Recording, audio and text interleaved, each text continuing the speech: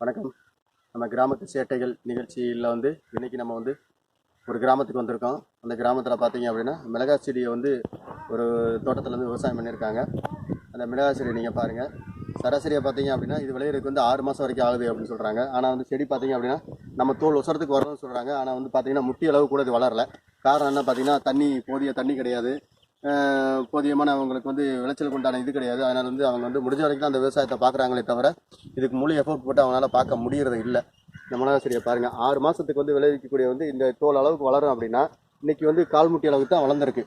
அங்கே போதியமான தண்ணி அவங்களால பற்றாக்குறை இருக்கிறதுனால ஒரு நாளைக்கு 2 மணி நேரம் 3 மணி நேரம் தான் அந்த மோட்டர் ஓடுது, கிணத்து தண்ணி. அப்போ மழை இல்லை, மழை இல்லாததுனால கிணத்து பாசனமே இங்கே பண்ண முடியறதில்ல. காட்டு வெள்ளாமை பண்ண முடியுதுன்னா காட்டு வெள்ளாமைக்கு மிளகா வராது. இதுக்கு தண்ணி பாய்ச்சோம்னா எவ்வளோ, வாரத்துக்கு ஒரு தடவை தண்ணி பாய்ச்சி ஆகணும். வாரத்துக்கு ஒரு தடவை தண்ணி பாய்ச்சி ஆகணும். அப்போ மோட்டரில் தண்ணி இருக்கிறது இல்லை. இதோட விலைவாசி பார்த்தீங்க அப்படின்னா கடந்த கொரோனாவுக்கு முன்னாடி கிலோ 200 வரைக்கும் போயிருந்திருக்கு. இன்றைக்கி பார்த்தீங்கன்னா கிலோ 50 வரைக்கும் இறங்கி வந்துருச்சு. இதை வச்சு நாங்கள் எப்படி விவசாயம் பண்ண முடியும் அப்படின்னு பார்க்குறாங்க. அன்றாட நாங்கள் அந்த விவசாயத்தை தக்க வச்சு எங்களோட பொழப்ப ஓட்டுறதே பெரிய விஷயம்னு சொல்கிறாங்க. இன்றைக்கி சராசரியாக ஒரு 20 கிராம் மிளகாத்தூள் வாங்க போனோம் அப்படின்னா அது